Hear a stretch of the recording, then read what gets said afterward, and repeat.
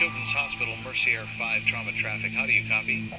Mercier 5, Children's Hospital. We copy loud and clear. Go ahead.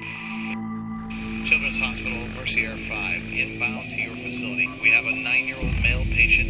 Patient has a GCS of 3. He has an obvious open skull fracture. ETA to your helipad is 10 minutes. We were out in the mountains and we were fishing on a dam, and Jack went to walk to the other end of the dam because people were catching fish on the other side. And he tripped over a spillway and fell about 60 feet, not on the water side.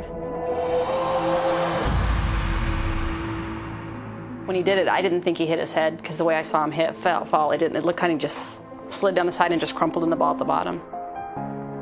I didn't really realize how bad it was until they brought him up from the bottom of the dam, and I saw him when they were going to load him into the copter, and then I knew it was really, really bad. Jack would spend the next 6 months at Children's.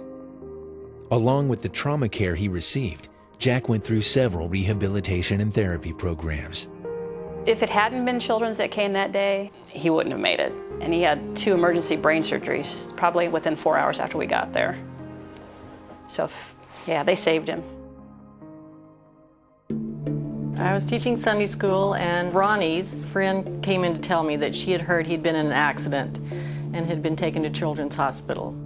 Me and my friend decided to go skateboarding. We came to this hill and he said, oh, like, I bet nobody could go down that or something. So I got all the way to the bottom, and then at the bottom I was going too fast, and I jumped off, and I just tripped over my own feet and then landed my whole right side, just landed right on the edge of the curb. I don't really remember the ambulance ride that much just because I guess I was in a lot of pain at that time. In no time, the blood pressure bottomed out. And so then the doctor started screaming orders and knew that there must be internal bleeding. I lacerated my liver, I put a hole in my liver, and I killed 20% of my kidney. So then we spent about the next 9 or 10 days there, and Ronnie recovered more slowly than they anticipated he would, but he did, and we did receive excellent care at Children's Hospital. With a preventable death rate of less than 1%, Children's Trauma Care Center has consistently maintained a level of quality care unmatched in the nation. Even more impressive is the fact that the center cares for as many as 300 patients each day. When a trauma patient arrives at Children's, there is a difference in the care that child will receive.